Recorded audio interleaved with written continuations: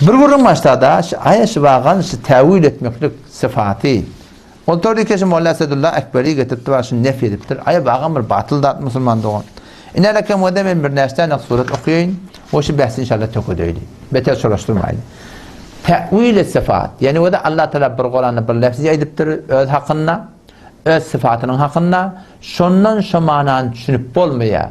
Düşünten Allah Teala naqs ediyor. Ya şuna mengleş burada. Şunu başka bir mana tevil etmeklik aya bir kullen batıl da atma. O da Kur'an'da geliyor. Men kâne fî hâdihi a'mâ fehuve fil âhireti a'mâ ve adallu sebîle. Allah ediptir Kur'an'da. Her kimi kişi dünyada kör olsa o dünyada da kör olacak diye. Ne mi dedi o adam? Kör olsa dedi ki. Şu ol kör olsa yok. Hakikati görmeden kör olsa deyip sen işte da hetmin tevil etme oluyorsan. Çünkü bir adam iki gözünde kör olsa gözü kör olanın hakkında Peygamber Kuda sallallahu aleyhi ve sellem'in kavlu kılan Tavrat'ta mümin adam sinemetçek cennete varacak deyiptir. Vallahi ta şun bir khas ikram etçeğini aydıptır. Pestada o da ayet-i Kur'an ettu. Her kim şu dünyada kör olsa o dünyada kör olacak. Şun tevil ettiğiyle nemen kördüğü hakkı görmekte Müslüman doğan kör olsa diye. Ya olarak deneyerek hem Kur'an'da geliyor. Nesullâhe fenesiyehum. Onlar Allah'ın yattan çıkardı. Onlar Allah hem onları yattan çıkardı diye. Hop. Aya Allah Teala burada yattan çıkarar mı? Burada yattan çıkarmak naqs mı ya naqs değil mi? Deyip olmuyor işte da Allah Teala'nın yattan çıkarmaklık bir sıfat. Allah Teala ödüne layık yadından çıkarıptır. Deyip olmuyor şimdi. O ne mi deyip? Ki insanın her bir akıllı adam şunu anlıyor. Ki Allah Teala'nın zatına sıfatına naqs getirmeklik. Ve böyle bir tevil etmeklik. Şu var ahim, şeyle demeklik de Allah Teala yadından çıkarıyor. Kema yeliqu bihi. Ödüne layık. Vela bizim keyfiyetin bilimde aktive etmeklik. Şu Kur'an'ın baştaki ayetlerini tertip ediyor. Hemçinin ki Sure-i Meryem'de geliptir. وَمَا كَانَ رَبُّكَ نَسِيَّ. Senin Rabbin yaddan çıkarayan zat de. Ondan sonra Musa Aleyhisselam dilinden ki Sure-i Taha'da قَالَ عِلْمُهَا عِنْدَ رَبِّي فِي كِتَابٍ لَا يَضِلُّ رَبِّي وَلَا يَنْسَى. Efendim benim Rabbim yattan çıkarmıyor. Biz bu taada yattan çıkardı deyip Allah Teala ayıptırır. Nesullâhe fenesiyehum. Müslüman doğan şunu Kur'an'ın öz ayetine mutabık hetmi için tevil etme oluyor. Tevil etmeden şu ayet birbirine mi diye ters çıkıyor. Aynı avvalla ettim ha. Bir el, iki el, kânel geliptir.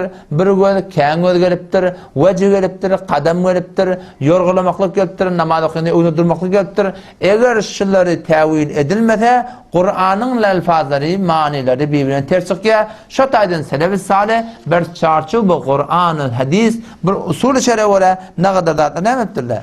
Tevil ediptirler. Önde bir murat geçti. Hadise geliyor. Allah Teala ayetinde hadis-i kudusi'de maridtu felem tu'idni. Bennem men merid oldum. Sen ben ayat etmedin diye. Ne mi diyeyim adam işte da? Şimdi sıfat da şey var. Merid olmaklık bir sıfat. Şunu gelip tevil etmeyecek. Ama Allah Teala kema yeliqu bihi. Ödüne layık olacak merid oluptur. Şey deyip olar mı şimdi? Ya Allah Teala merid oluyor, yani meridinde keyfiyetini necribini bilemek deyip olar mı? Yok o da örneğin. Şunu aydıp olmuyor. O ne mi deyip? Çünkü hadisin o şunu açıklayıptır. Allah Teala men merid edin deyip ayttığı. Men bir kav bennem ma, men bir yakşı bennem. Men bennem meridlendi. Sen şu iadetine varamadın. Güya ki sen benim iadetime gelen yalak deyip. Şu forum Allah Teala bennehni işte ne ettir Müslüman doğun? Sila aydıptır. Yani lakin Peygamber Huda sallallahu aleyhi ve sellem hadisinde ki Allah mağsilni hatayaya bima istelci vel bered. Ya Allah benim günahlarımı yu. Günahları yumalı. Allah yumalı. Ne mi dedik şey? Yani Allah benim günahlarım arasına diye ettiği. Peki bu ya Allah Teala adam bir adam ne mesin? Günahları suvulen, soğuk suvulen, cevanak bilen yaşam mesela bilen ne mesin? Yu yanmasın Müslüman doğan. Birazcık da yeni başta muratları aydayım. İnelekem aleykum bima tudiqun ibtir. Peygamber Huda sallallahu aleyhi ve sellem abadetinizi taqatınıza uğrayın. Fe vallahi la yamul. Allah Teala yadamaya tadamani ki siz yadiyansanız. Yani siz yadasanız Allah da yadiya deyip sana mana verip olar mı? Bedip olmuyor. Belki sizin eğer yada olsanız Allah da sizin ibadetinize muhtaç diye ondan sonra siz eğer Huda'ya kamil teveccüh edip durmasanız Allah'ın hem teveccühü, nazar rahmeti size bolmaya deyip ulamaların, muhaddislerin teviline veren Müslüman doğun. Şunu şu forum ne oraya tevil edip düşünmeli oraya. Yani lekem Kur'an'ı geliptir. Felem taqtuluhum velakinna Allah qatalahum. Cengi Bedir'in görünü siz onları öldürüyorsunuz diye Allah Teala. Yani Allah Teala öldürdü diye. Zahir göründe sahabe öldürttürlü de. Şu kafirleri. Hop. Allah Teala deyip felem taqtuluhum siz öldürüyorsunuz Allah öldürdü. Ne mi dedi? Şunu tevil etmesen yani Allah'ın tevfiki olan, Allah'ın mededi nusreti bilen şu katıldı hasıl oldu. Yoksa siz başarmayadınız deyip şunu tevil etmesen hiç vatandaşı Müslüman doğun. Kur'an doğru düşünüp olmuyor. Ve ma ramayte iz ramayte velakinna Allah rama. Peygamber Huda sallallahu aleyhi ve sellem bir pence okumalı akılam hepti diye kafirden olsun yüzüne. Hemmetin gözü oldu diye. Allah diye sen soruları çağırın bellana Allah belledi. Ne mi dedi? Yani bu yetmeklik, bu varmaklık senin kudretinden hariç, bu Allah'ın kudreti bilen şunun gözlerine bardı deyip de şunu barım tevil etmeden Müslüman doğun. Şuna ne mi demeli? Yani Allah Teala belleptir yani ödüne layık. Kema yeliqu bihi deyip olur mu? Hatmi işte tevil etmeli Müslüman doğunum. Yani lekem hadise geliyor ve in takarrabe ileyye dira'an takarrabtu minhu ba'an ve in atani yemşi eteytu harwala benden ben karşın yürü kaytemin yorgula kaytacak. Allah Teala yorgulaya ödüne layık subhanahu ve taala şey deyip olur mu şunu? Ulamalar şu zatları tevil ediptirler. Çünkü selefte de tevil eden boluptur. Neme memnatına ola ki haştada rahmeti bilen Allah Teala yakılacak deyip şuna meyleşken ulamalar ştada tertip çıkarttırlar. Ondan sonra kurun şunu söyleyeyim. Bunu ulamalar sırallah düzenli yok. Avvala ihtimal İmam Malik rahmetullahi aleyh, İmam Evza'i rahmetullahi aleyh, ondan sonra Sefyan Thuri rahmetullahi aleyh. Ne kadar selef-i salihte şunu ayatları tevil edip de varahim ümmetin arasında müfessir deyip tanıyor diye. İnelekem istada Mücahid rahmetullahi aleyhden ve lehum rizquhum fiha bukrata ve aşiyye ertir akşam şolar için ne olacak? Rızık olacak ehl-i cennetten söyleyeyim. Mücahid rahmetullahi aleyh geliptir de tevil ediptir şunu. Ne mi deyiptir? Leyse fiha bukratun ve la aşi velakin yu'tuna bihi alellezî yuhibbune minel bukra vel aşi. Bunu tevil ediptir bu ayette ertir akşam cennette yok bu deyiptir. Yani şolun aynı bir kavurşu alak ertir akşam taam işi alak şunu ne ettirler? Şolara getiriyorlar diye. Ne o da? Şey akaidul eşâire seffeye sadet çeli doğduğunda ulamalar şunu açıklap aydıptırlar. Bu kitap her yerde ders yap. Nelekem Darüsselam'ın çapı, ona yani interneti de var hem adresadi hem de müşakkas Müslüman doğunum. Geriye öğrencikte naklediptir. Kimden? İmam Şafii rahmetullahi aleyh, Ahmed rahmetullahi aleyh, İmam Bukhari rahmetullahi aleyh ve şuna mengleş adamlar ki bunlar var ahim hiç vakti hiç bir adam deyip bilmiyor ki bunlar selefte, bunlar halefte. Bunların seleflerine hiçbir gurun yok ki bunlar var ahim ne muttur? Şu selefi salihten geçiptir. İnalekem Hamad ibn Zeyd mutavaffayı sede haftadını hicri kameri tefsir ettiği yenzilullah Teala kulle leyletin ila semai dünya ne tefsir nuzul-i ikbalihi Allah Teala'nın bakmaklığı asman dününe nuzul ettiği dediği Allah Teala nazar rahmeti bilen bakmalı divayttığı bakya divayttığı diye.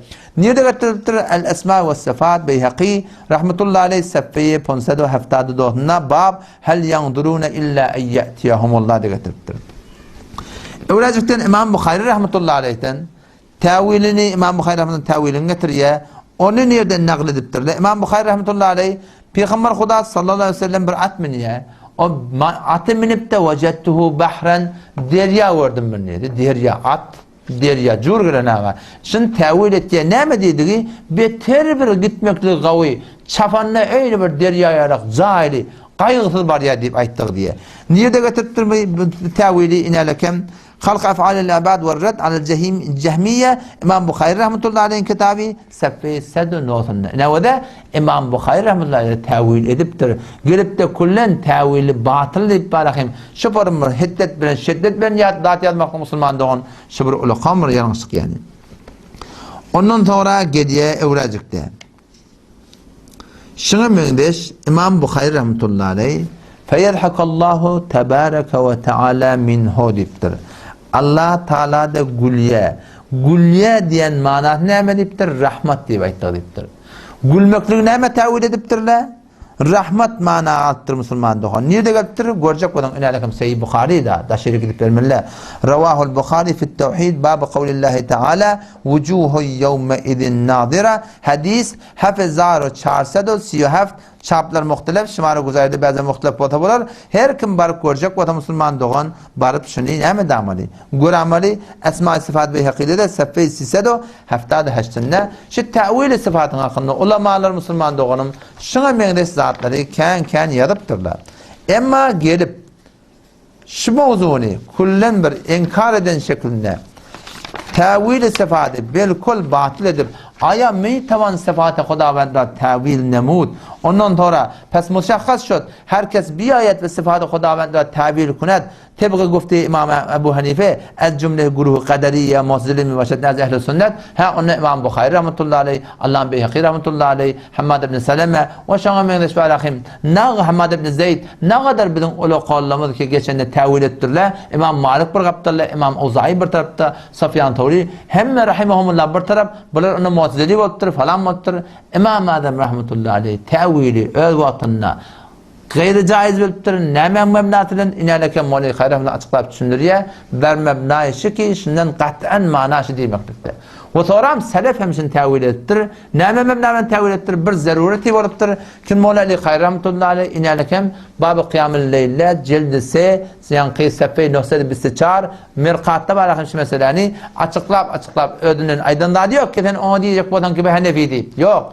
Allame Nebevi rahmetullahi aleyh'den dili getirtir.